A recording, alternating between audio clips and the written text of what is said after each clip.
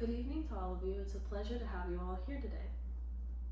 What lies behind us and what lies before us are tiny matters compared to what lies within us. This is a quote said by Ralph Waldo Emerson, an essayist and a lecturist. Today, I want to inform you about the building blocks of a person's self-image. And the points we'll be going across today are beliefs, values, attitudes, emotional intelligence, as well as the role of self-talk, the role of perception, and a person's sense of self. Our beliefs, values, attitudes, and emotional intelligence are all moral principles that guide our life and our behavior. Our beliefs are based on experiences that we've had and that aren't always logically correct or factually correct, but what we believe is correct. Our values are based on our beliefs in what we believe is what's right, wrong, good, or bad. And our attitudes are how we perceive concepts or how we perceive objects. Emotional intelligence is when you're able to understand and manage your feelings. A person with this characteristic can also easily influence others in their behaviors and in their emotions as well. And you might be asking, what are some signs, or what are the signs of an emotional intelligent person? Well, a person who can solve problems effectively and efficiently, as well as they're very much considered empathetic individuals, and they can easily walk away from a negative experience, move on from it very easily, and they're also very self-motivated people. In the book ICOM, Interpersonal Concepts and Competencies, Foundations of Interpersonal Communication, Roy Burko, the author, states, the important part of self-awareness is to self-talk to ourselves. And in this manner, we get to know who we are. Negative self-talk can be seen as put-downs, kind of acting like your own vulture and nitpicking at the smallest details of yourself. This can lead someone to avoid places, things, people, even because they want to avoid any sort of failure that could come across in their life. But when you put yourself in a positive mindset and use positive self-talk, you're able to achieve these obstacles head on.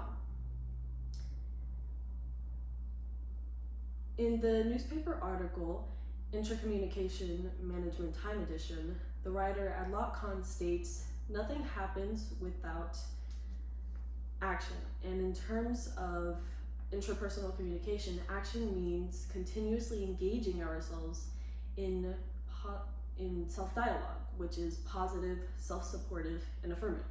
And by using this advice, you'll be able to see great change in your future.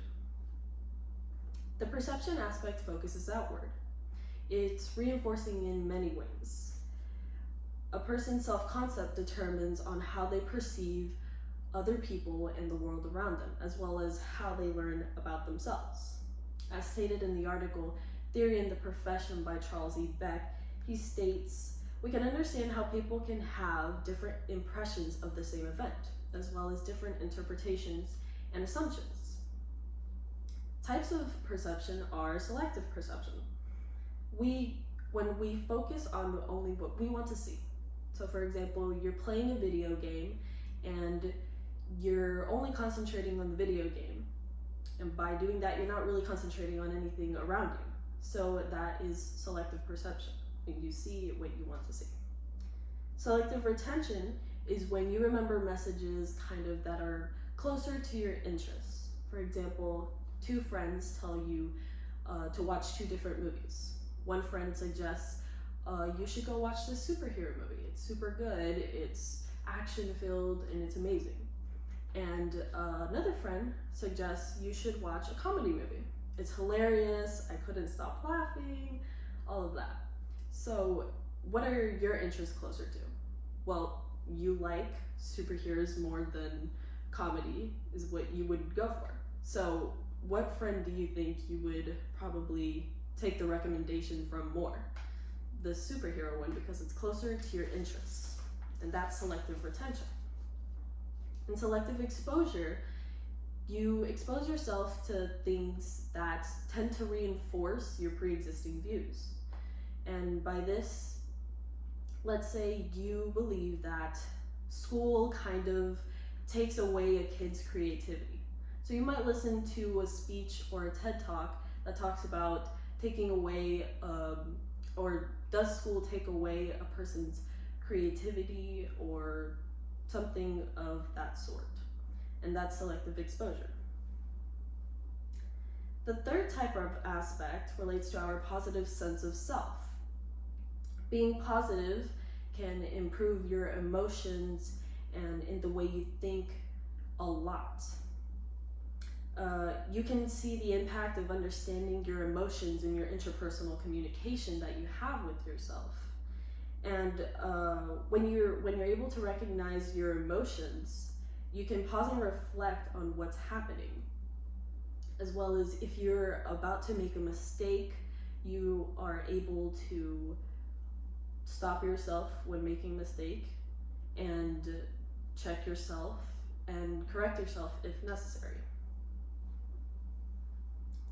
I hope the information talked about today can be useful in how you can use these tips and examples on building your sense of self in your daily life and have a more positive outlook on things. And the types and the points we talked about today are our beliefs, attitudes, values, and emotional intelligence, as well as the role of self-talk, the role of perception, and our positive sense of self. And let me conclude by offering some inspiring words by Norman Vincent Peale. Change your thoughts and you can change your world. All right.